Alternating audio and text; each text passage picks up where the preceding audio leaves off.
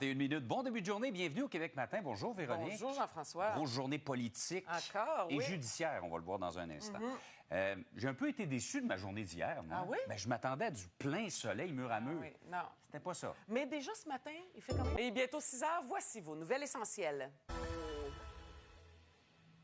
Et oui, Donald Trump est arrivé en Arabie Saoudite au cours des dernières heures. Oui, pendant la nuit, il a posé le pied sur le sol à Riyad, en Arabie Saoudite. Ça va changer les choses. Alors là, on est dans le Globe and Mail, donc au Canada. Et ce qu'on explique, c'est que les conteneurs, il y en avait de moins en moins. C'était très faible le nombre de conteneurs qui partaient de la Chine pour les États-Unis et que les ports américains étaient aussi vides que pendant la pandémie. Donc, des experts, des analystes disent que c'est vraiment ça qui a réveillé Donald Trump.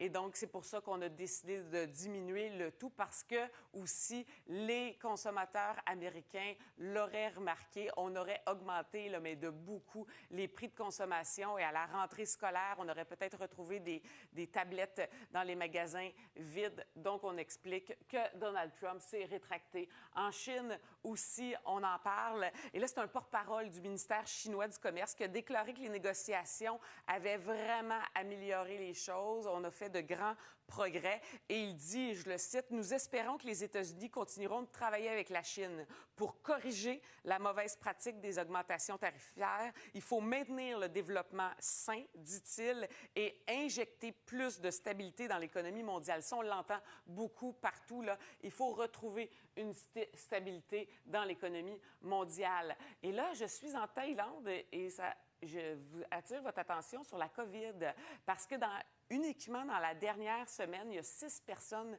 qui sont décédées. Il y a toujours la semaine passée, plus de 17 000 personnes ont été infectées. La semaine précédente, c'était 15 000 parce que, dit-on, il y a des nouvelles souches du virus qui ne sont pas protégées par nos vaccins. Donc, à suivre, ça, c'est en Thaïlande. Et sinon, je trouvais ça intéressant, en Australie, c'est une influenceuse qui attend son 4e enfant et elle dit « J'ai choisi le sexe de mon enfant ».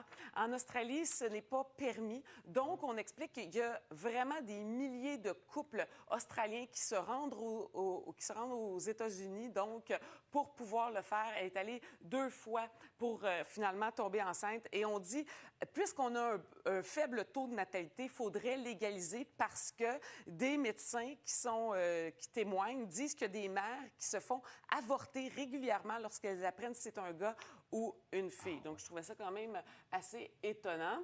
Et je vous reviens avec l'ouverture du Festival de Cannes. Juliette Binoche, 40 ans de croisette quand même. Alors, on disait que la première fois qu'elle a foulé le tapis rouge du festival, c'était en 1985 et que c'est vraiment là que tout a commencé pour Juliette Binoche. Bien entendu, on va vous en parler toute la semaine du Festival de Cannes. Elle ne vieillit pas, Juliette Binoche. Alors, bon début de journée. Bienvenue au Québec Matin.